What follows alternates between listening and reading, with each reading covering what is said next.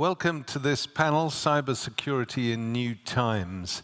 My name is Misha, Glenny, and I am the Rector of the Institute for Human Sciences. We have a digital humanism program where we attract scholars from around the world to be able to continue their research here in Vienna without the distractions of administration or teaching, and that program has now been going for 3 years. But also in another life, I was a journalist and author, and I wrote a book called Dark Market, which was about the early days of cybercrime in Russia, Ukraine, and other parts of the world. So artificial intelligence is already having an impact on the world of cybersecurity. Just to point out a couple of things before I introduce the panel. Cybercrime is growing at roughly about 15 to 17% a year. The collated estimates of its value in 2024 was just under $10 trillion, which means that if it were a country, it would be the third largest economy in the world, twice the size of Germany and over half the size of China. And this year promises once again to be a bumper year in the area of crime, in as much that we've already witnessed the largest theft in history, which was the successful attack on Bybit, the cryptocurrency exchange, in which Lazarus, the North Korean hacking organization, got away with $1.4 billion. And in terms of national security, cybersecurity is, of course, playing a critical role. Over the past couple of years, the United States has uncovered 2 major cyber espionage rings, one called Volt Typhoon, the other called Salt Typhoon, emanating from China and targeting most aspects of the United States' critical national infrastructure, including and in particular its communications infrastructure. So there is a lot going on, and in the sort of quotidian world of cybercrime and cybersecurity, on a banal level, we have seen AI beginning to transform social engineering as a practice with vastly improved letter writing and spoof email writing abilities. But also in the last year, we saw a 450% increase in voice phishing. So you can all say farewell to your old prince friends from Nigeria and say hello to your parents, your siblings, and your IT support staff. So to discuss all the issues from a much more technical point of view, I would say in some respects, we have Martina Lindorfer, who's an associate professor here at the TU, the Technische Universität in Wien, and she is a key researcher at SEA Research. Her research and outreach have been recognized in a variety of ways. I'm not going to go through them all because the list is long, but it includes the Hedy Lamarr Award from the city of Vienna, for which I trust she is especially proud. Her research interests lie in applied systems, security, and privacy, particularly in automated techniques for large-scale analysis of applications to detect malicious behavior, vulnerabilities, and privacy leaks. And she's currently focusing on the analysis of mobile apps and smart devices to enhance transparency and accountability in how they process and share information. To Martina's left, we have Matteo Maffei, who has been a professor also at the TU here in Wien, and I gather that their offices are just down the corridor from each other. He's been here since 2017, and he leads the Security and Privacy Research Unit. Matteo's research focuses on methods and tools to certify security and privacy properties, with special emphasis on cryptographic protocols, web security, machine learning, and blockchain technologies. And then at the end, Rafal Rohozinski, who has come from Ottawa in Canada to be with us here today, a thought leader at the intersection of digital technologies, risk, conflict, and development. With over 30 years of experience, he has advised governments, international organizations, and incidentally, he still does, on cybersecurity, applied AI, and mitigating digital harms. He's held appointments and fellowships at the University of Cambridge, the Ford Foundation, and the International Institute for Strategic Studies in London. More recently, and more importantly, in a way, he is the founder of the SecDev group, which marries together network intelligence with human intelligence. And part of that is a sister company called Zeropoint Security, which offers solutions to security problems. But I'm going to start with Martina. And Martina, malware. What is happening to malware at the moment? Are you perceiving a discernible impact of AI on the development and behavior of malware?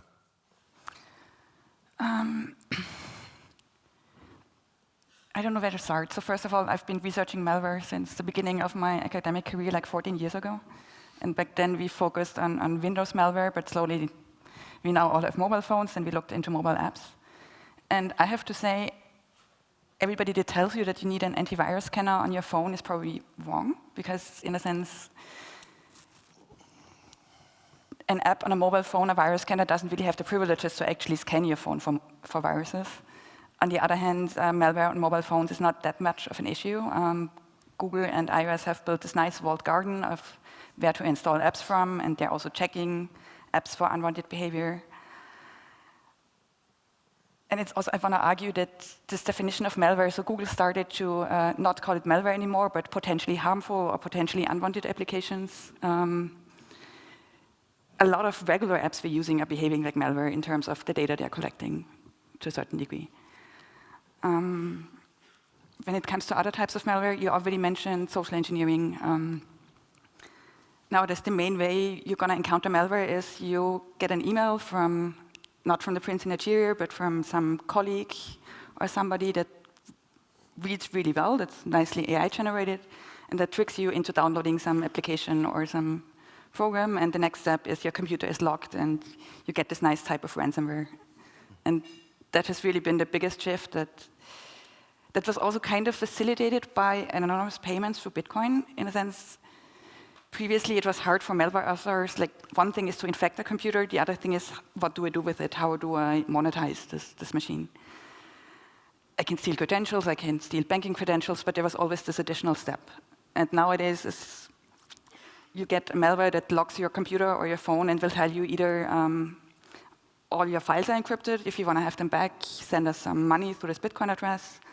Or what's even more scary is, like, we have we know your browsing history. You're going to send it to all your colleagues, and we're going to embarrass you, and please pay us money.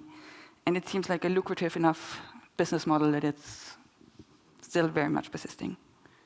And then, of course, side note, we can discuss this later. You also mentioned you have the regular cyber criminals, but then you have nation-state actors that have much more sophisticated techniques for sources to infect targets. So, Rafal, on those nation-state actors, to what extent is malfeasance on the internet inspired by nation states, and to what extent is it purely criminal? Is the way of working out what's going on out there? Well, let me bring the conversation down to a human level. Optimist will say, glass half full. Pessimist will say, glass half empty. Opportunist will say, hey, look, free wine. If you want to understand cybercrime, that's the problem. Okay? We have an environment, and I think somebody mentioned it yesterday, cyberspace. It is an environment which is entirely synthetic. It's the only domain of human activity which is actually defined in math, which means, to a certain extent, our ability to be able to apply tools to deal with the problem of cybersecurity should be there, but it's not. Okay? We'll talk about artificial intelligence in a second, but let's talk about real stupidity first. Okay? We have built an industry that has no product liability, where there is no responsibility by companies to build security by design into it. The entire cybersecurity industry is essentially a big leech that sits on top of this insecure infrastructure in order to patch up the security that should have been built into the system to begin with. We install malware on our mobile phones and computers to be able to detect other malware. Now, what's all this come back to, Misha? The opportunity space is great, and I think we need to realize that cyberspace, as it's now grown to encompass more than 2/3 of humanity, is a huge opportunity space, both for criminality as well as exercise of state power. Moreover, and we talked about AI governance just a little while ago, it's a space where we have not fundamentally established governance. Yes, we've had a process in the United Nations for the last 15 years, the global group of experts that have talked about norms of cyber behavior, state behavior in cyberspace. We've had the Budapest Convention that has been adopted. How much of that is actually applied? It's not. So the crossover between criminality and state behavior is all driven by that opportunistic free wine, but it's a fundamental problem, a human problem in terms of how we've architected this space rather than a technical problem in terms of its solution. So that's something which I've heard for 2 decades now. Is when I ask cybersecurity engineers, how do you make the internet safe? They say it's quite simple. You dismantle it and you start from the beginning and you include security in your construction of it. But then they say, but obviously that's not going to happen. So what you're saying then is that this is a permanent state. We will be in a permanent state of insecurity. Is there any way of bringing the risk down further, or is the risk always increasing? So I think there's 2 divergent trends. First of all, something that I just observe about this conference, which I think is important to recognize. There's a giant US-sized hole in what we previously called the international rules-based order. And we have to recognize that all the conventions, all the norms, everything that we've talked about aspirationally in terms of making a better world, to some extent was anchored to that security construct that has existed since 1945. That no longer exists, which means our ability to create rules that will be followed, that allow for that management of both the AI problem as well as the cybersecurity problem, don't exist. They're degrading. Since 2022, it has become a de facto norm that states can exercise power in cyberspace through offensive attacks. In fact, 2 weeks ago, the White House, now SAR, 32 years old, previously worked for CrowdStrike, who's now advising the president, has said very clearly, the United States will now pursue offensive cyber operations as a normal part of its state-to-state behavior. That's already been happening with Russia, China, Iran, and others. So you've had that on one level, which has certainly happened. On the other level, we have the potential of AI. And again, coming back to the discussion that we had on the technical trajectories of artificial intelligence, cybersecurity, to some extent, is a math problem. There's an old song in the US that had the chorus, there's 50 ways to leave your lover, right? There's only about 6 good ways to hack a computer. At the end of the day, being able to mathematically create all the different possible vulnerabilities and patches becomes a kind of a ladder arms race. Now, the advantage is always going to be with the attacker, because my ability to generate vectors of penetration that use flaws in code or new applications that aren't properly vetted will always be there. As a defender, I can maybe mathematically match that, but that's where I run into the human problem. I can't enforce the policy. People make mistakes. Companies have different priorities, et cetera. So for the foreseeable future, AI is going to become like an automated chess game, but it's going to be in the advantage of the attacker. Matteo, is that your sense about artificial intelligence? What is the security architecture of artificial intelligence? There is no security architecture in artificial intelligence, I would answer honestly. But let me start from what you were saying before. So I also see that there are many pessimistic, let's say, points of view that one could bring up. But at the same time, I see some hope.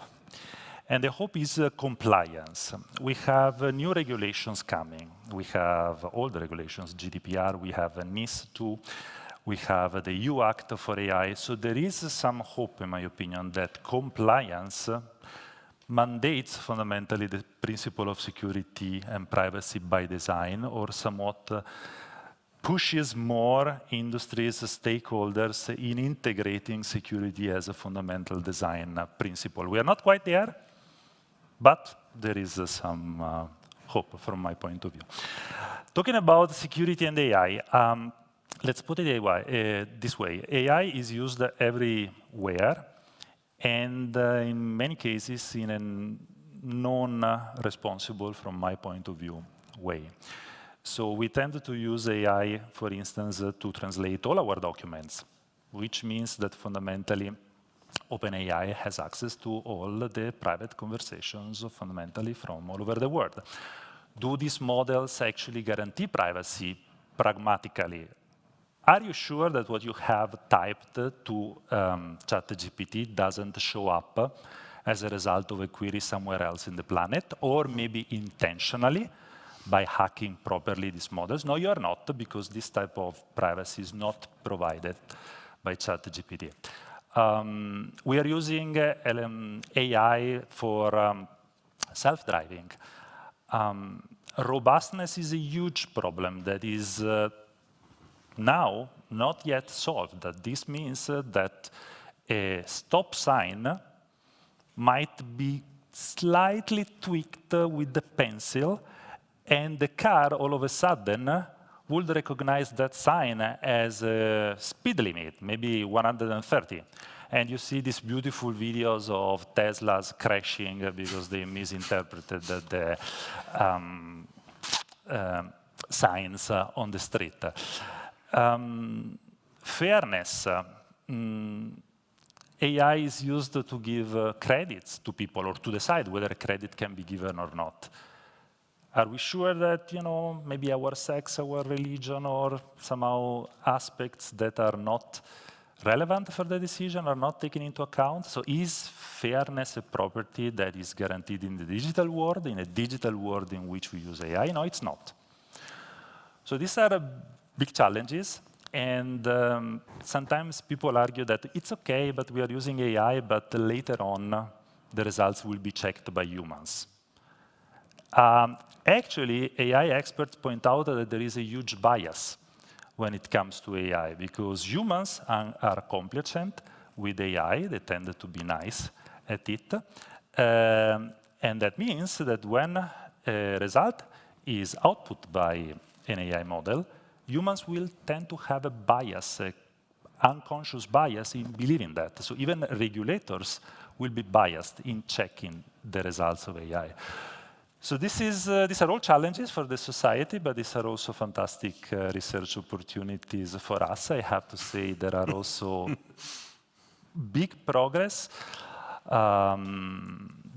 happening. Just as an example, if you go to Amazon Web Services and you try to look for automated reasoning under the AI service, you will see that Amazon Web Services is implementing automatic checks based on automated reasoning, logical models. You were mentioning before mathematics, that interpret the results like the text of some LLM through natural language processing. They bring it back to logical formulas, and they check for compliance with, for instance, the policy of an organization or the policy of a stakeholder. So there is quite a lot of progress happening also in securing AI. It's an open race at the moment, quite fascinating times. Rafal, you wanted to jump in? Yeah, I wanted to jump in on 2 points. I mean, there's been a lot of talk in the last 2 days about the power of rulemaking and rules. Again, I think we need to look at the world 1945 to 2025 to realize that we're in a different place. If we're worried about tariffs, wait until access to infrastructure becomes weaponized by the US government. Okay? Do a little audit. How many independent cloud-based services does Europe have? How many independent AI companies does Europe have? How many desktops don't use Microsoft? Okay? This is a planetary problem. Okay? In Canada, our dependence is even worse. How many independent fiber optic connections connect Canada to the rest of the world? 1, and it goes to Greenland and Iceland. The rest goes to the United States.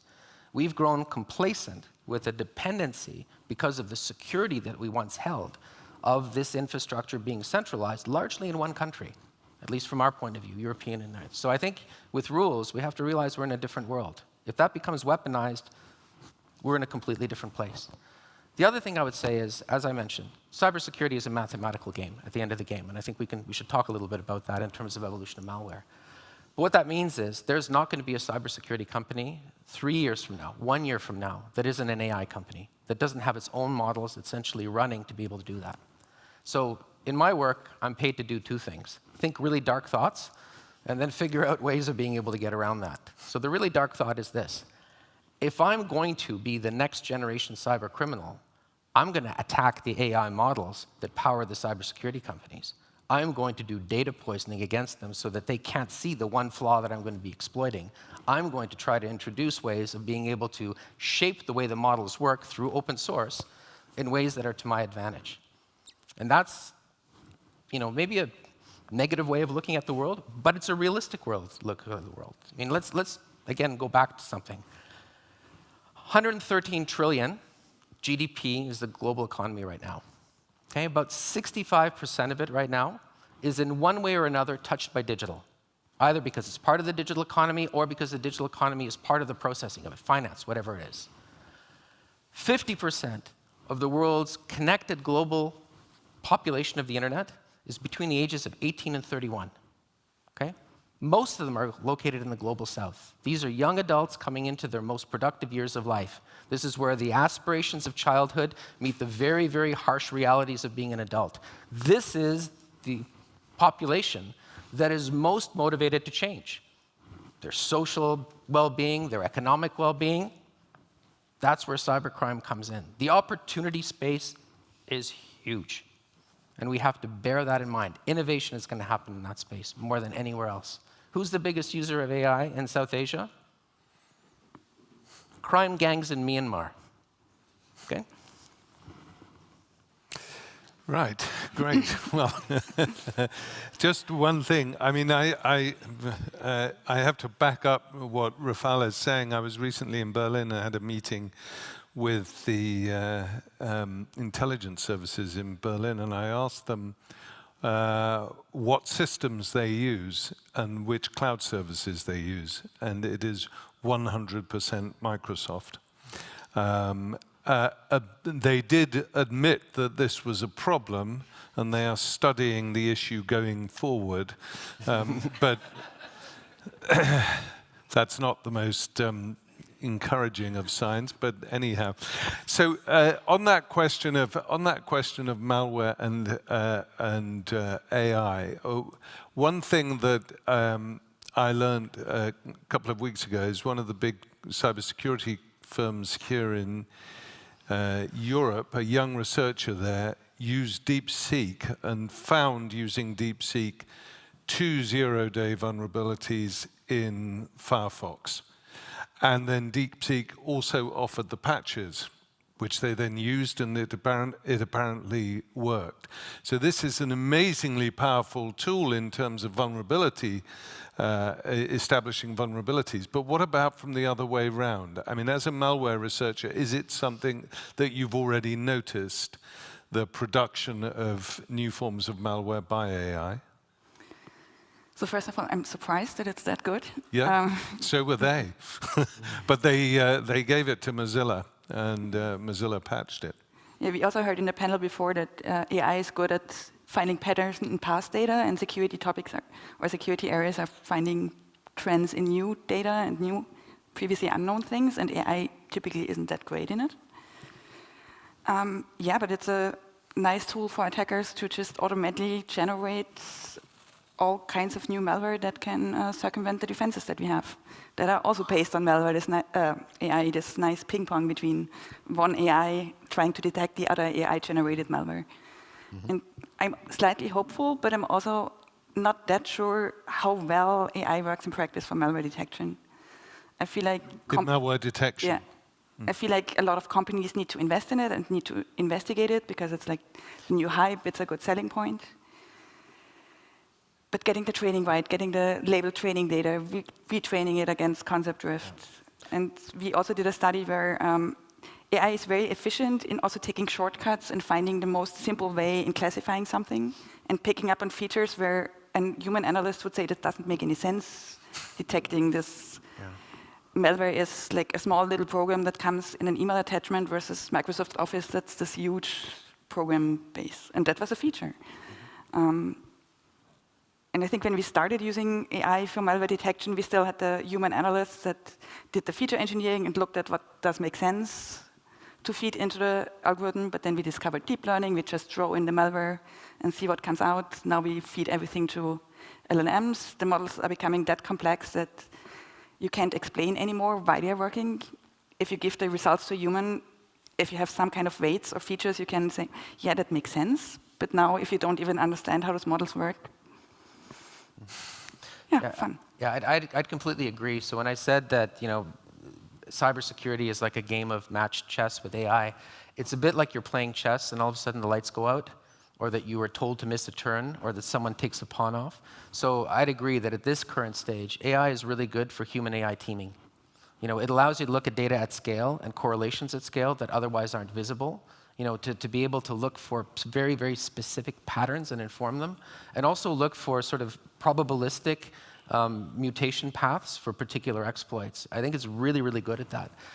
I think the danger is that we become over-reliant on the AI. And that's where I say, if I'm going to be the adversary from here on in, I'm going to try to poison your teaching sets. That's specifically what I'm going to go at. Not because, 999,000 of the ones that I do aren't going to work. I'm looking for the one that's going to work, that's going to make sure that the AI system is simply going to be completely blind to how I'm going to make that one exploit work. And I think that's the bigger danger. There's another field I'd be really interested in your opinion on this, because you sit much more in the malware industry. The fear of autonomous AI malware itself that self-mutates, right? That doesn't need to use the same kind of command and control infrastructure that traditional malware needs to use right now, and isn't just a hand grenade like ransomware. I'm deeply skeptical about that, but I'd be really interested to hear what you think about that.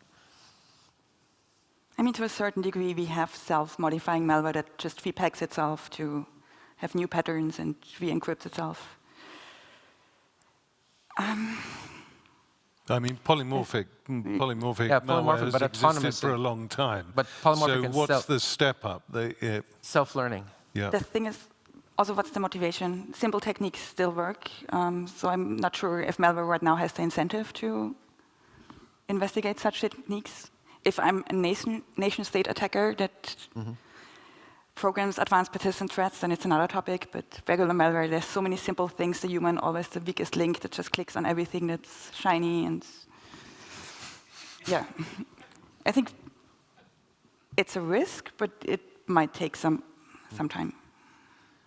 Matteo. So one aspect also to consider is that since AI is used to facilitate programming, and it plays a central role in the development of new IT infrastructures, it also plays a central role possibly in propagating malware vulnerabilities because of what you said before. So there have been a lot of attacks on ChatGPT. Also in the darknet, we have seen all type of ways to sell exploits against these large language models to inject vulnerabilities that then get propagated to average developers. So this is also another aspect to consider. It can really act as an amplifier for malware distributions or vulnerability distribution.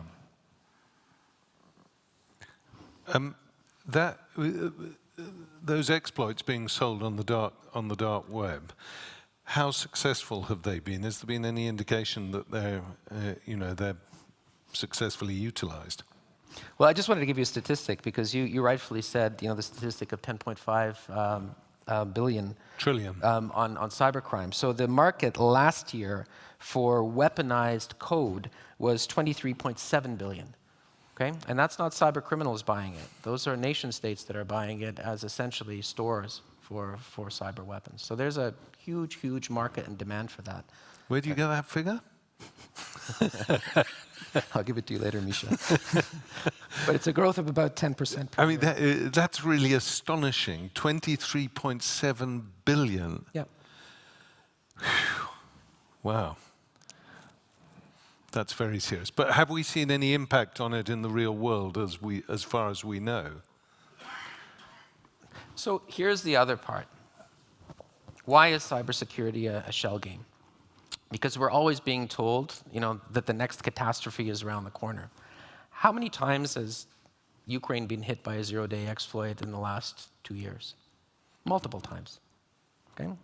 And yet, the infrastructure stays up. Why? Because these are human technical systems. There's a lot more resilience built into us than we give it credit for. We look at the NotPetya type attacks that are sort of catastrophic across the board, or we look at CrowdStrike and we say, oh my God, what if this was deliberate? But the reality, I think there's a lot more resilience built into the system because of the fact that it's imperfect. So I think we have to, temper, on one hand, the theoretical possibilities, with the sort of practical consequences of it.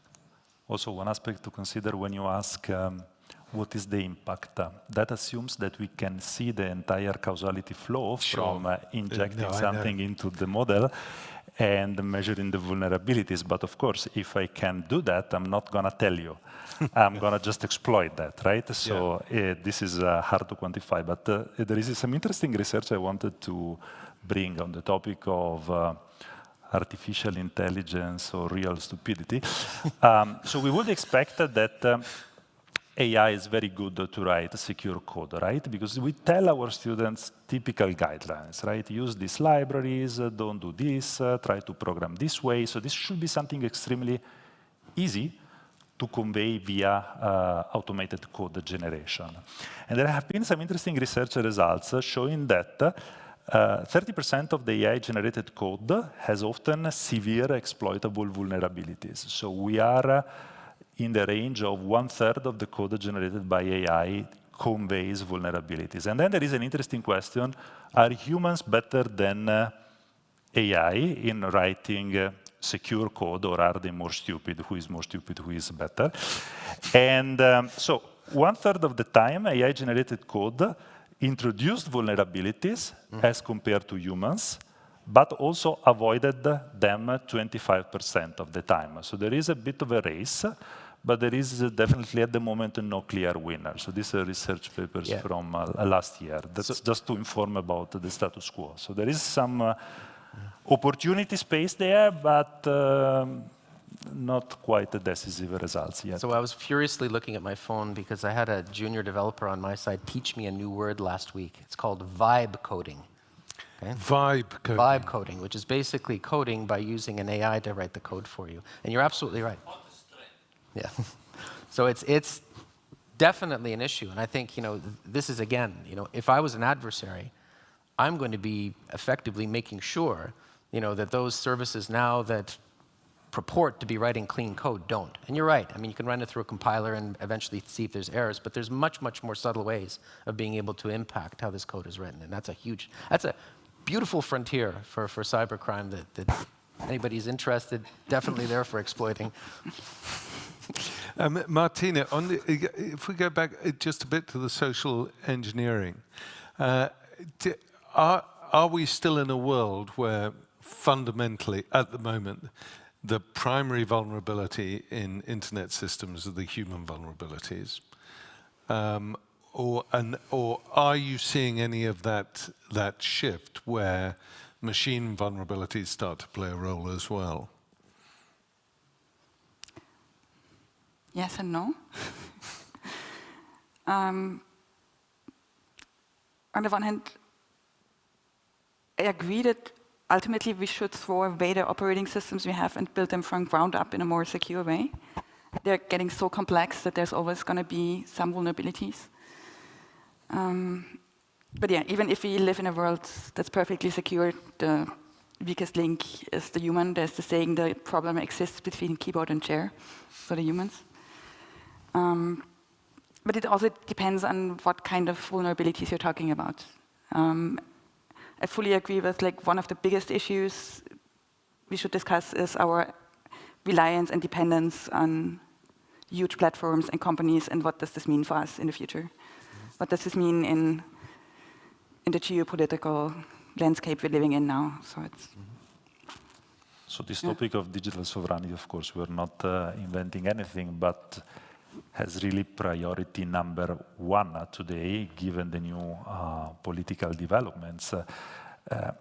If someone in US presses a button, we are going to find ourselves like in Portugal 1 month ago, where there was no electricity. That was caused not due to cyber attacks, but just due to unfortunate situations. But the same effect can be definitely caused by simply stopping access to services like Microsoft or anything. We are completely cut out from anything, and all our critical infrastructures depend on that. So there is absolutely not an opportunity, but a necessity now in Europe to proceed fast and not to analyze with calm the situation and figure out if something can be done, but rather to take immediate stance.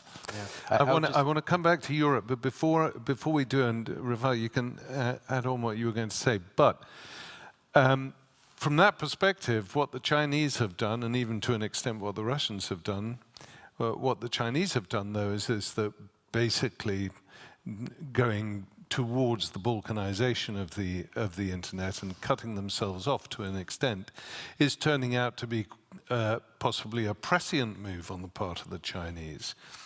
That they are, unlike Europe, much less dependent on components and services provided by the United States. Well, you're getting to my pet topic, but before we do, I just wanted to say that, that everything in life is gray, nothing is black and white, and the big sort of off button is sure that's one end of a probabilistic scale, but there's a term that Cory Doctorow came up just a little while ago called enshittification, okay, and that's just making services a little bit less reliable and workable than they otherwise would be. That's what I'd be worried about. Certainly in Canada, that's what we're worried about. It's not necessarily that there's going to be a big cutoff, but rather that the services that we get are going to be enshittified just enough that we can't really have the same kind of autonomy and sovereignty that we have. On your question in Russia and China, so this is really interesting, because I've been engaged with the Russians and Chinese now for over 15 years on a trilateral 1.5 dialogue around basically strategic cyber, which includes both command and control system for nuclear weapons, AI, as well as cybersecurity. They came at the information age very, very differently than we did after the Soviet Union fell. There was never a trust in the technology. And that's because part of the consequence of the former Soviet Union coming up is that their entire patrimony in computing, and don't forget, the Soviet Union had their own computer industry, their own software coding industry, it was well developed. Overnight, that was replaced by products that came in from the West. So there was never, ever, ever a trust in the technology in a fundamental kind of way that we had. And that essentially guided ideological as well as state policy.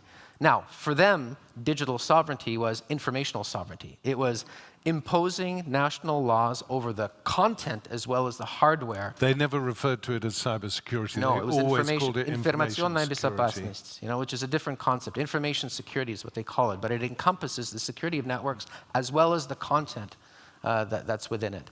So they came at it from a completely different place. Now, for years, in fact, up until January 20th, 2025, the like-minded, which was North America, Europe, always argued that the multi-stakeholder model of internet governance meant that there should not be a re-sovereignization of cyberspace by nation states. And that's why I say that giant US-sized hole in the international system has essentially eviscerated that completely, so that countries like Canada, or Germany or Switzerland are now rapidly starting to talk about digital sovereignty, recognizing that they do need to re-sovereignize space. in order to build infrastructure, in order to have rules apply to those who create technologies, whether that's AI or desktop applications. So we're in a very different world. And all of a sudden, we have entered the position that the Russians and the Chinese were at the very beginning of the digital age. We don't trust the technology because we don't own it. So, Matteo, let me carry that on about the digital sovereignty and Europe. Our dependence is, if not total, then certainly, I mean, in cloud services, I think we're 65% roughly American cloud services, and we have about 35% European cloud services. Do we have to introduce a policy of Europeanizing our entire cloud structure, for example? I was discussing with Byron Cook, the vice president of Amazon Web Services, and he made an interesting statement saying that Europe has a unique opportunity in designing and developing a privacy-preserving cloud infrastructure, because this is not what they are doing, this is not in their interest, but there is definitely need for it. And this is a statement from the leading company in the United States. Right, on providing cloud service.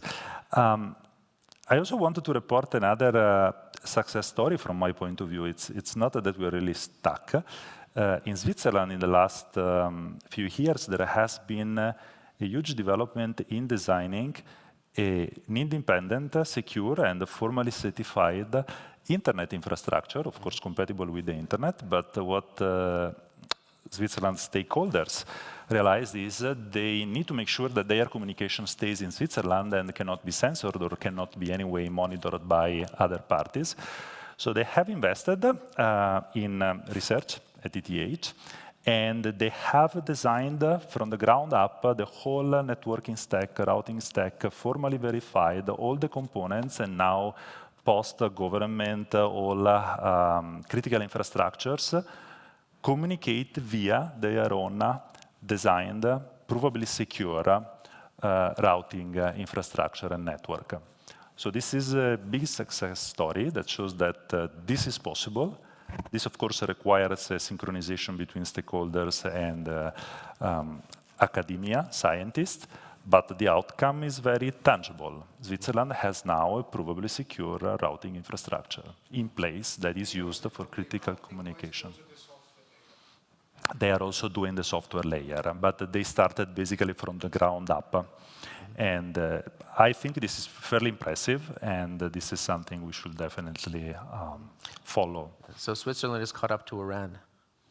It's not caught up, it's interoperable, but when they decide that certain communication should not be touched, read, modified by other countries, they can enable this option, and this is fully certified and perfectly functional. So there is a reference architecture. I mean, in the US, and within the government, CIPRNet does essentially the same kind of thing. Yes, so this is a feasible model which could be reproduced in European Union countries. By the way, if you wanted to Google it, it's called the SCION project. How are you spelling SCION? SCION. Interesting. By the way, I think we can start having questions if you want to intervene. So do put your hand up. There's one there. I think we could have a very interesting discussion here. I'm curious about other kinds of attacks that AI might actually be maybe even more effective at, which are impacting, for example, markets, manipulating markets, and other kinds of much larger scale, much harder to detect kinds of attacks that are not about malware on your phone or one individual sees, but are actually perhaps even much more impactful. So we're already seeing it. I mean, data poisoning attacks already happen. Somebody was mentioning, I don't know who it was here, how many times OpenAI, for example, will scan open systems for data. We did a little experiment to set up a cluster of servers that had data on it. 27 times a day. Okay, 27 times a day, some robot from OpenAI would come and get it. So who's exploiting this? Well, for number one, the Russians. What have they done? They basically cloned sites of their official news channels hundreds of times in different languages. All of that gets collected up. It gets built into the teaching models. So when you ask the teaching model something about Ukraine, what do you get? You get an answer which is actually statistically shaped by the data that's collected by these collectors. China does the same thing with Tibet. Look up something on Tibet, and you'll see that in Tibetan, the language that's used is actually Tibetan that is mostly influenced by the way that it's spoken in China, as well as the rewriting of history. Israelis do the same thing with Palestine. So data poisoning, large-scale language models, on that kind of level happens. Now, in much smaller systems, financial systems, I think there's a lot more scope for malfeasance because I only need to make a very, very small change to be able to exploit it. So I was actually thinking more not about data, but actually active agents that are acting in markets and pretending to be genuine actors. And I believe it's happening. What I'm asking about is how do we secure against that? But you're already describing the financial market. I mean, high-frequency trading is basically based on machine learning models. Yes, what I'm saying is it exists, but how do we defend against the attacks? Is there, what ideas are we, instead of, virus detectors or whatever, how are we defending against these agents which are looking more and more legitimate through their intelligence, in quotes? So in general, the big problem is the trustworthiness of the information that is provided as an input to the AI models. And this is not verified. So fundamentally, AI models read from the internet whatever is put, and this is what you were mentioning before. I would view it as quality insurance, trustworthiness insurance for the inputs of the AI models. How to go in that direction? That's an interesting question. It's also difficult because it goes back to the question that Misha started at the very beginning. Who are your adversaries? Okay, so we talked about cyber criminals. They have, cyber criminality at the end of the day is a smash and grab crime. The quicker you can grab something, the quicker you can monetize it. That's what it's based upon. So I agree with you. That the impetus to do something really sophisticated in malware or in anything else is actually pretty low as long as you can gain what you gain from pretty simple attacks. State-level actors, that's completely different. So one of the things that came out of a recent trilateral that we had with the Chinese and the Russians, which talked about AI, was the difference between safety and security. Okay? And what the Chinese said was this: we are committed to AI safety, but we will not cooperate on AI security.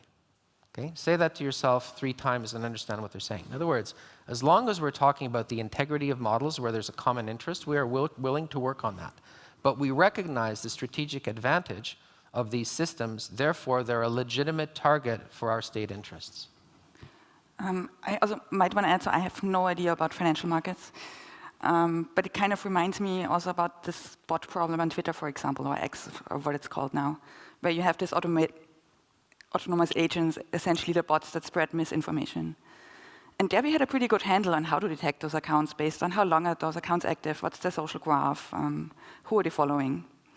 The thing is, we don't care anymore apparently, or a specific person in the US government doesn't care anymore, so now, yeah. And I mean, there was a very famous example, I think in 2013, with an AP tweet that said there had been an attack on the White House, and you saw a drop on the index, and a massive drop on the index, which was then exploited, and 2 minutes later it went back up. But that 2 minutes was enough for some people to make a hell of a lot of money, and so the possibilities of that are undoubtedly there. We know that. It's a form of social engineering, of putting out a tweet with, and of course it was, the AP logo and all that. I mean, what social engineers have learned is that it's now very, very easy to reproduce websites, templates, which are indistinguishable from the genuine website and template of a legitimate company or institution. And that is a big, big problem. Yeah, and because the opportunity space is so great, the cybersecurity market is not, one person who does it all. It's highly segmented as you know, Misha, into very, very specialized groups that only do one thing. So one group only does access. Another group does just certificates. A third group will do exploit code. Money and it's a laundering. market. And it's a market. And in fact, one of the interesting things, I was looking at my cell phone here, is you now have unconstrained AI models in dark space. So again, because, who was it? Willie Sutton said, why do I rob banks? Because that's where the money is, and there's no sophistication to this. You just have to realize that there's the opportunity space and it's matched by innovation. Well, it was very interesting because in a year after ChatGPT really became a thing in 2023, you had the release in June 2023, I think, of Worm GPT and Fraud GPT, which were based on open source.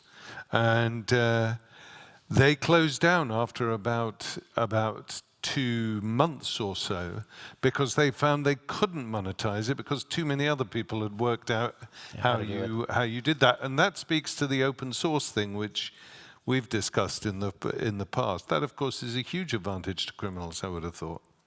Oh, absolutely.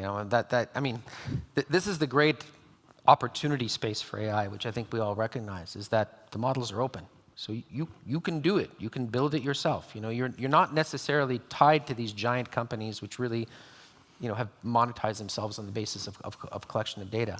But that decentralization also means that anybody can use it in any way they want. And that I think really does benefit the adversaries. The gentleman there first, yeah.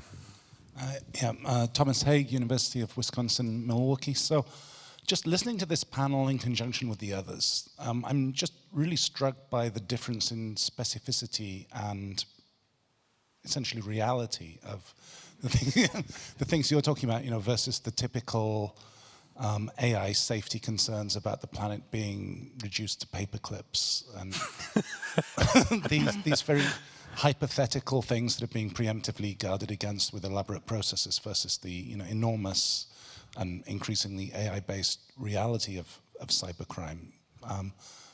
So in terms of the discourse and essentially the mind share given to different perils, how does the panel feel about that? Yeah, well, there's one thing I'd say about the reality is that you're always hoping that there will be an attack with consequences sufficiently grave in order to wake people up and realize that this is a problem. But they always go just below that level, even with the Bybit, for example, with this huge man-in-the-middle attack, which happened in February, 1.4 billion. It hardly made it into mainstream news headlines, even though it's the largest theft in history. They got $400,000 more than Saddam Hussein did when he looted the Iraqi National Bank. I mean, it is just quite incredible that is not a wake-up call. And what it tends to be is it tends to be localized, like something at the moment that's going on in the United Kingdom with Marks and Spencers, and that's a big deal, and it's a very carefully targeted attack, because anything to do with food distribution, as soon as you see empty shelves in supermarkets, that gets governments panicking as well.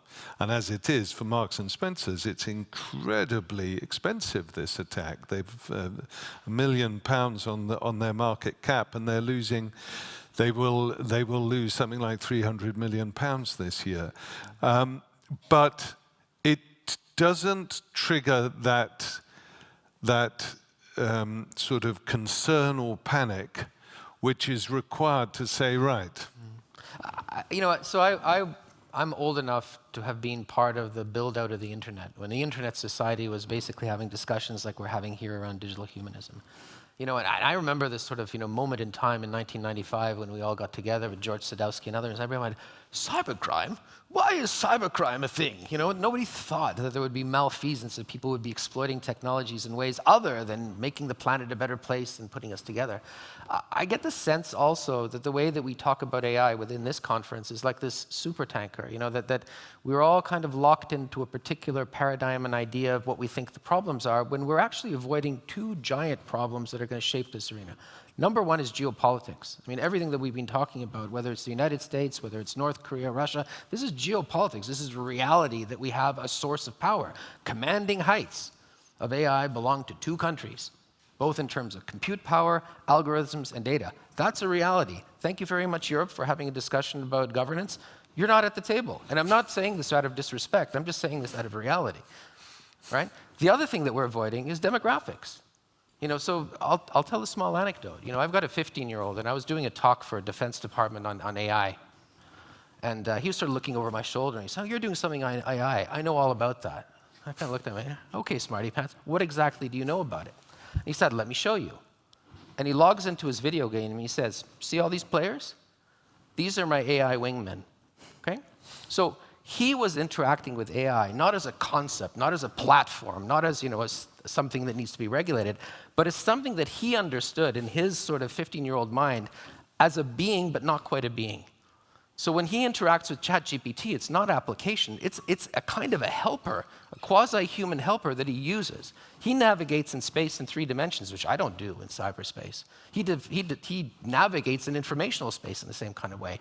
And, you know, I don't think that we bring that into the discussions of how we describe digital humanism. We don't realize that we're all digital immigrants. How many people in this room are under 20? Anyone? No one. Right. Okay? I rest my case. Next question. So, imagine that somebody say, okay, let's build a new warehouse here in Vienna, I don't know, for wine, okay?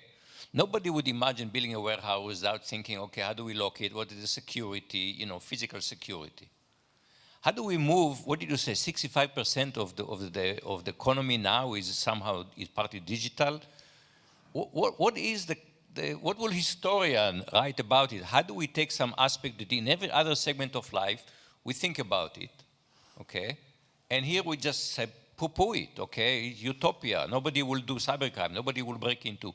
But we've been talking about it. This is not new. We've been talking about it now, maybe not 1995, but you know, I remember the internet war where we discovered how vulnerable we are, okay? And still, you mentioned there's no economic incentive to invest in security. None of this company we put product with no security, all the way from the fact that you buy Windows, and they need to install security packages on top of it, because it doesn't come fully secure. So what is your theory? How did we neglect this aspect? Of course, you guys all make a living out of this, but how did it happen that we are so neglectful of such a fundamental issue? Do you know the story of the Pied Piper? Yeah. Okay, well, Europe was the Pied Piper behind the US. We blindly followed where they led, okay? And where they led was with creating a whole category, a whole industry that had no product liability built into it, okay? That's a fundamental problem, because unless we have product liability, there is zero incentive for anyone, and it doesn't matter if it's a European company, Finnish company, Indonesian company, or Canadian company, to do security by design. It just doesn't exist. You know, the opportunity space is this. Ultimately, the capital investment into building the infrastructure required for an AI economy is pretty low. It's not the same thing as building a nuclear power plant or a steel plant. It is pretty low. Moreover, we know that at the base level of infrastructure and hardware, what we need for AI data centers is different than what AWS has built.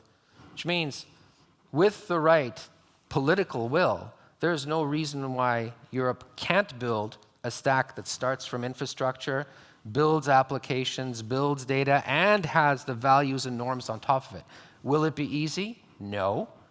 Will it be competitive globally? Who knows? But you're 450 million people. Okay, that's a pretty big economy despite its differences. What's needed, you know, is willpower, a concept, and political unity around it. And if I Martina? remember correctly from the last panel on accountability, the EU AI Act has this thing also like safety, yes, but security or losing data, we are not liable. And this liability and accountability is just what's missing. But I want also to bring a little bit of an optimistic point of view. I am an optimistic person this afternoon. So I was mentioning Amazon Web Service. They are actually an example. And the vice president was explaining us. So we were asking why, and you know the story, but why are you hiring more than 100 PhDs doing this automated verification? Right.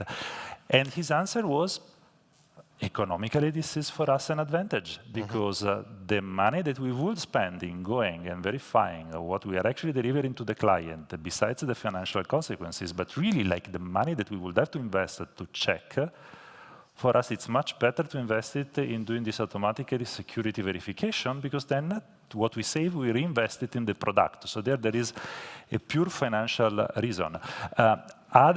And the more we see this digitalization, our life becoming more and more dependent on digitalization, and therefore the products playing a more central role, we also see that security is becoming really like a concept that starts from scratch. Like new technologies take this decentralized finance you were mentioning before, Bibit. I have not seen any other domain in computer science where the big companies come to universities like ours and say, okay, look, so this is the money, do research because what you're doing is great. We don't want anything from you. Just try to improve the status quo because this is fundamentally important for our business model. And this is free research funding that comes from industries because they see that this is so central for their again, business model. So it's not something that generalizes, but it's a shift. So something like this 20 years ago maybe would have been like a utopia. I think you're right on one level, but don't forget, and I think somebody made the point, I think Mark Rottenberg, these are companies. These are natural monopolies to a certain extent, and they don't do this because it's not in their self-interest. They do it because it is in their self-interest. The other thing that I would maybe flag as a historical warning. Does anybody know the company Crypto AG? Okay, Swiss producer of encryption technologies, which was once the gold standard for banking in Europe, which was deliberately manipulated at the encryption level to favor the United States.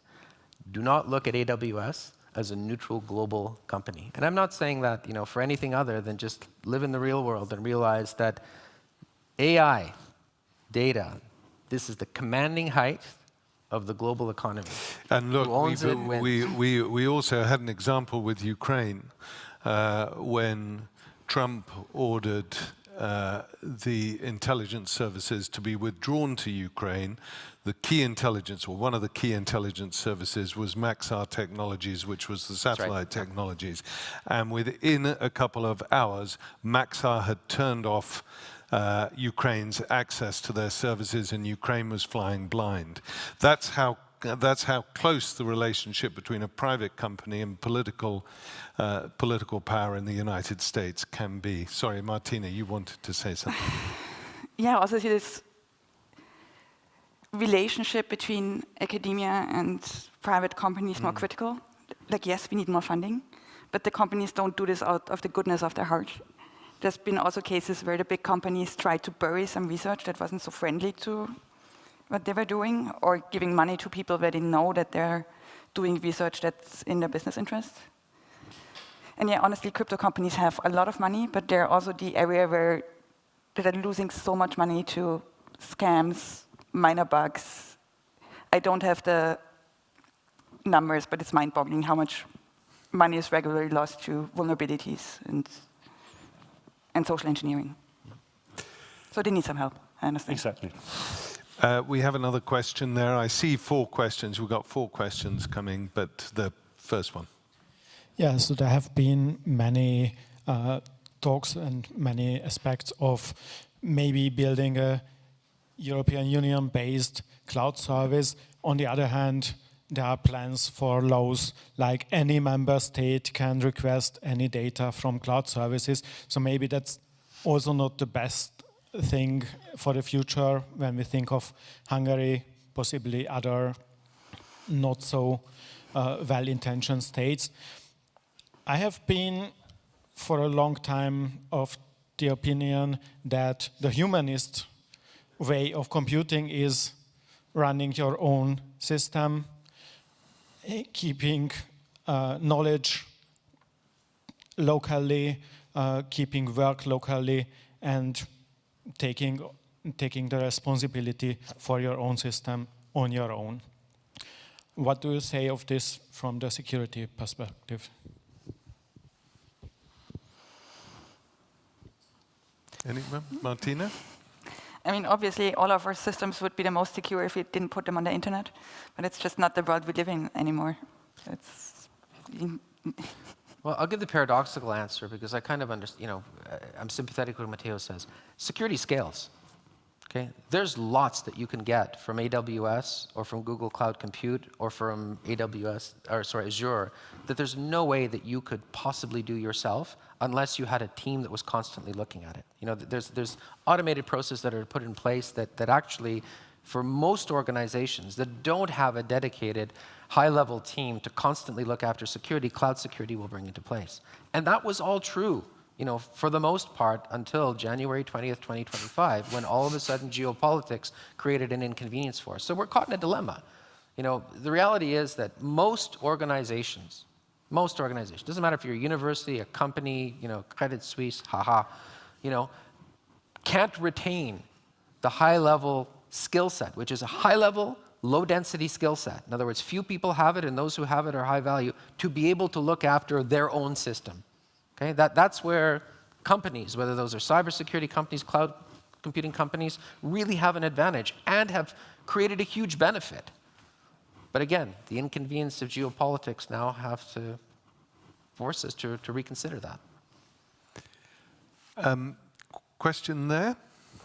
Yeah, so thanks very much for the very interesting and very concrete panel. I have kind of two remarks or two questions to the panel. The one is, there are also dependencies the other way around. I was reading recently this book of chip wars where you then find out that for the entire chip industry, you need typically European players to work, right? And this is just a question that we don't leverage that enough and we are not conscious about that, and therefore get into the mood of that basically the White House can impose anything on us and we have no leverage. That's one question. And the other question that comes down as a consequence potentially, which is the literacy of our politicians about digital economy and how you see that, and whether there is something we can do about that, because very often I feel that politicians lack kind of the information, the understanding about digital economy and the impact of the digital realm. Can I say something first about ASML, which is, I think, the reference on chips? So ASML's agreement to abide by successive administrations' technological sanctions on China was done, to quote Rafal, before January the 20th, 2025. And it was done on the whole within the framework of NATO or NATO-like structures. And it was understood as being mutually beneficial, and ASML on the whole were quite happy to restrict the export of their lithographic machines. But as you said, it hasn't been leveraged. It may be that ASML will now be leveraged by the European Union if relations with the United States continue to deteriorate. But it is a quite remarkable state of affairs that you have two overwhelmingly powerful companies in the world, TSMC and ASML, and between them, they have the world in their hands. And I think you're right. I think TSMC knows how to leverage its position, although it has to make compromises, such as building out the factories in Arizona, and for security purposes in Dresden and Japan as well. But ASML is now in a very, very interesting position. Sorry, I didn't want to. No, that's fine. You were much more articulate than I would be on that one. But I will talk to you about politicians because I've had the misfortune, opportunity to work with quite a few of them. It's not a question of giving them more information. Okay? Someone once said, any technology sufficiently advanced may as well be magic. Politicians don't like to work with magic. It's a question of liability. If you don't understand it, or more importantly, if you don't understand the liability of it, or if you can't explain it to your elector, okay? If you can't explain it to the person who's voting for you, then you're not going to touch it with a 10-foot pole. That's a disincentive that exists, which unfortunately makes it very, very difficult to deal with complex issues that have such huge potential social repercussions, that the instinct for most politicians will be, I'm going to wait and see, because I don't understand the liability, and therefore I don't want to engage with it. There was a question back there, that's right. Yeah. Yes, thank you. Something completely different now, maybe, but I was going into this talk with this question of where would cybercrime be today if it wasn't for cryptocurrencies, and why are they so, why are they still here if we know that they enable cybercriminals not only in the global south where it's more individualized, but also nation-state actors such as North Korea or circumventing sanctions in Russia. What is the rationale behind? Do you think that there is not a bigger push to curb this, or would just general your opinion on cryptocurrencies in the space of cybersecurity? Martina, you mentioned Bitcoin as a key moment earlier on. There wouldn't be ransomware without it. It's like an easy way to send money to some random address that can't be traced. On the other hand, let me also, because again I am the optimistic person today, so I wanted to stress that. Who knows that the United Nations Agency for Refugees uses stable coins to send money to countries in zones of war? Who knows that? Nobody. Right, and now you know it. And why does the United Nations uses this cryptocurrency, as a matter of fact? For multiple reasons. First of all, because there might be no banks. The banks might be censored by the government. The government might intercept the funding.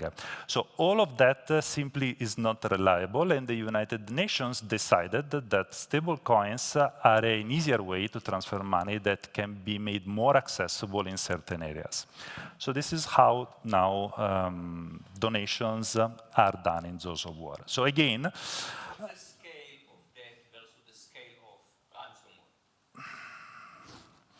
you know, it's very hard to say. Like, we don't have data, or we have data, but I don't have them now. But is there any technology that is not dual use? Yeah. Do we want to kill all the technologies? Opposite. The dual use is there is a minute case of good use, I agree, and a huge case of negative. Well, so we should have stopped nuclear research after Hiroshima. Can I? No, I mean, let's yeah.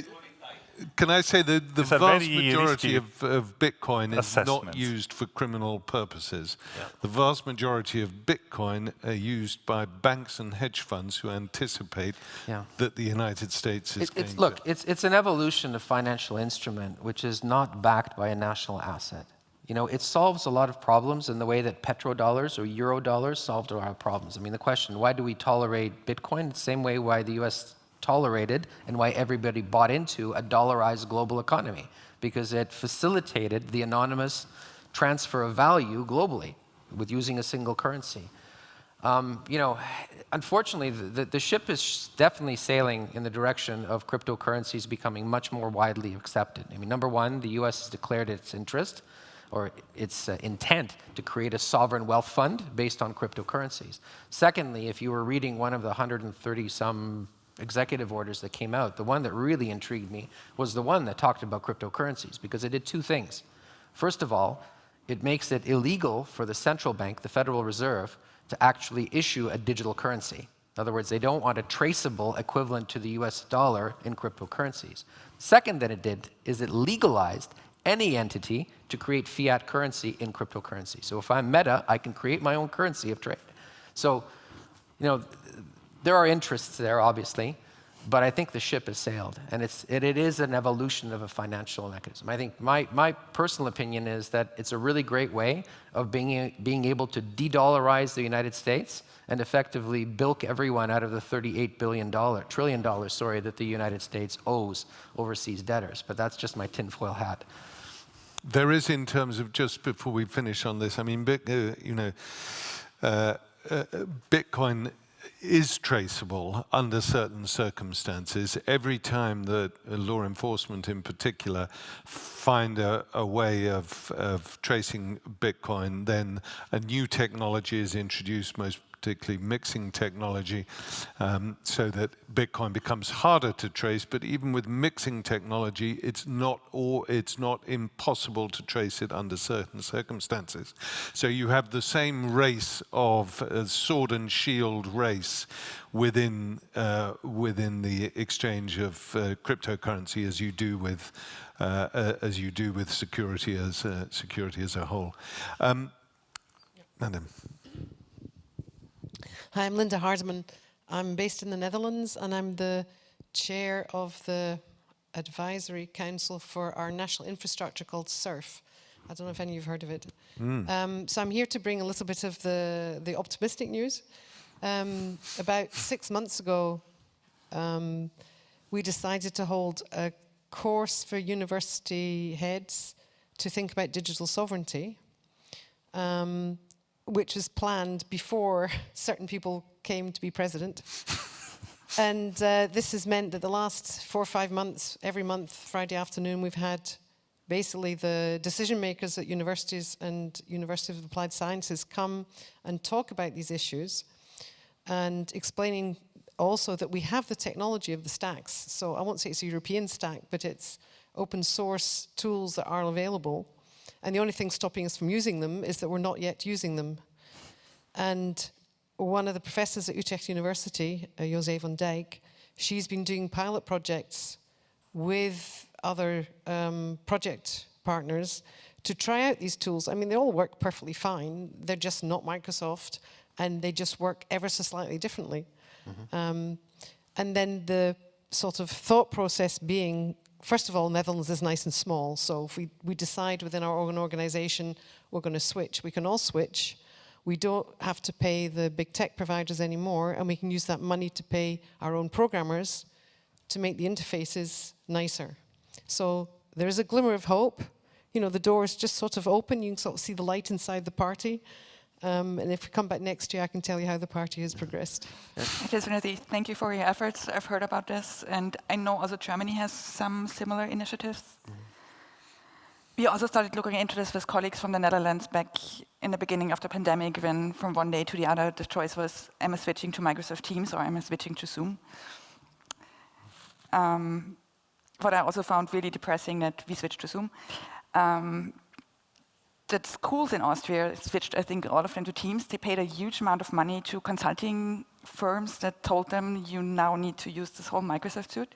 But if we pool our efforts and have programmers that help us build open source tools that many organizations, public institutions can take advantage of. I'd be ready to toss out Teams tomorrow if I could. Yeah. We're using Jitsi now. It works differently, but it works fine. Just to reinforce that, I mean, look, at the end of the day, I mean, anyone here who's an engineer or a programmer realizes the internet's a control plane. There's only so many control points. You know, just because we're buying tools from Microsoft, Cisco, and others to kind of automate things doesn't mean that you can't build your own. And so a few years ago, my company was involved in doing the code audit for TikTok when they were trying to become a US company. And what's fascinating about it is that all of their security controls were security controls that when we looked at the code level, did what they did, but I didn't recognize any of them. They had simply built their own. But they were using the same principles because they had exactly the same control plane problems as all the rest of us did. So we don't have to live in a Microsoft world. We just have to have the incentive boldly go into our own path? Well, I think this actually could be the message from this panel. Is that I'm going to come to the question. Here is a real way out which can potentially help with European security at the very least, and Canadian, of course. Thank you, Misha. It seems like a much harder one than Microsoft is Starlink. I read that more than half of the satellites in orbit around the Earth belong to Starlink today.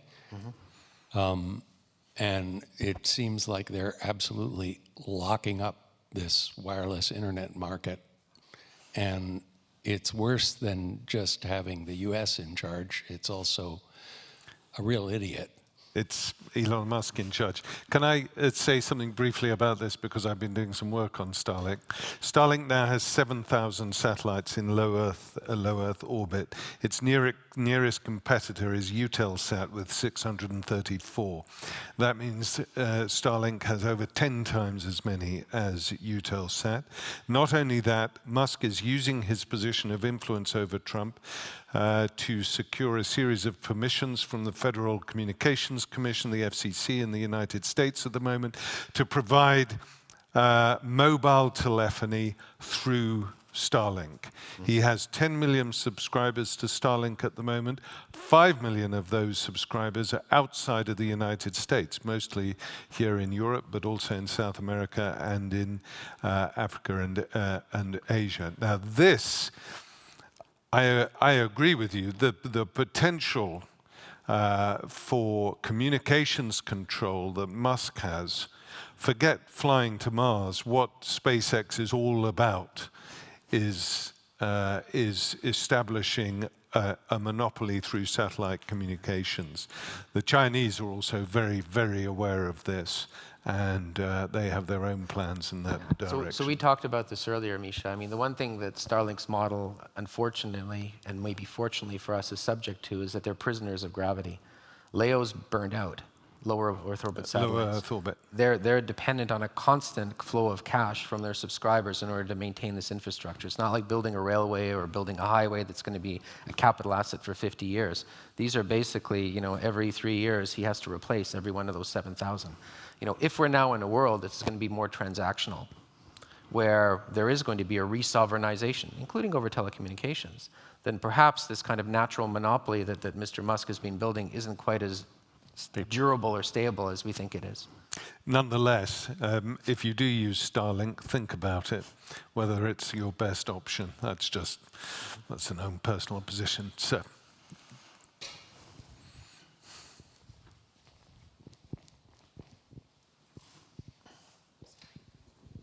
Thank you for the debate. Just one hint, the city of Vienna is, I think, one of the few cities that have a lab trying to work with the data from the European Space Agency because they need use cases to raise more money for satellites in the orbit. But that was not the reason why I asked for the mic. The reason was a debate before with the open source, which was mentioned. And I think the debate is... I think it's not the way how we can solve the problem, because my problem when it comes to sovereignty is not the Office package. My problem is the operating system, network components, hyperscalers. Because when Microsoft shut down Microsoft 365, so you can switch to, I don't know, OpenOffice.org, whatever, it's not nice, nobody likes it, everybody hates it, but it will work. It will not work as efficient as we work now, but it will work. But if they shut down the network components or the operating systems, we really have a problem. And we cannot solve this in a way that a university, a city, or whatever programs their own open source components or just use more open source components in their data centers. What we need, in my opinion, is an industrial politics of the European Union. And this wasn't done for the past 30 years due to ideological reasons, because they thought the market will solve everything or whatever. But you need a solution at the European level. I cannot solve this in a data center of a university or of a city or whatever. And I think we should address this aspect because it's very important to raise the money like they did it with Airbus in, I don't know, 20 years back, when they said, okay, we want a European solution as a concurrent for Boeing. So you need an Airbus in my computers. That is what we should talk about, and not about the question. You know, we use a lot of open source software in our data center, no doubt about that. But that will not change the power, and that will not change the world. If we want to change the power, we need a European solution and industrial politics from the European Union. Yeah, I think that's absolutely right. Good point. I also agree with you. Like, it's replacing Microsoft Teams is a band-aid, but it's a concrete first step that would cost us not that much. So for everybody who hates Microsoft Teams, the developers were actually Canadian, so I apologize. Can we have some brief, because we've only got 3 minutes left, brief final remarks, and I'll go the opposite way. So start with you, Matteo. The optimist. Yes. Actually, maybe I should have you at the end. So we get, but Martina, I'm sure, will be optimistic as well.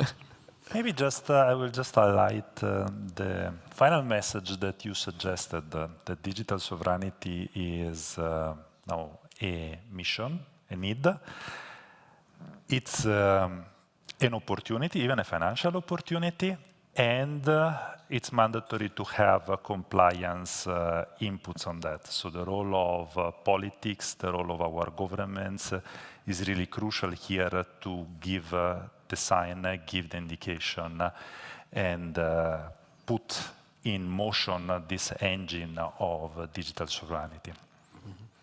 Thank you, Matteo. Rafal. Glass half empty, glass half full, free wine.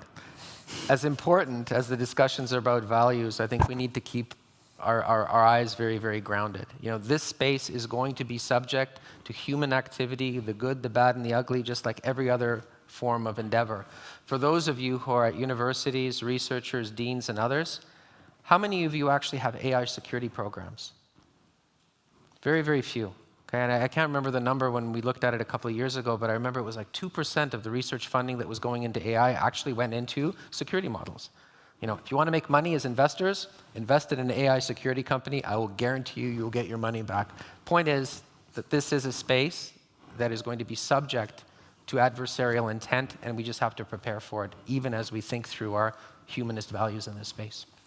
Thank you, Rafal. Martina, the final word to you. I need to be optimistic now. No. Honestly, I want to say we have crappy software, we have crappy platforms that control our lives. And sure, there are technical solutions that don't necessarily make everything better. So we should also, I'm optimistic being here, being in this interdisciplinary field, and we should look for solutions beyond just technology and for interdisciplinary approaches. Martina, thank you very much. Well, I think this has actually been a really interesting and fascinating in-depth debate. And for that, I'm extremely grateful to my 3 panelists, Martina, Matteo, and Rafal. And so please, will you join with me in giving them a rousing round of applause?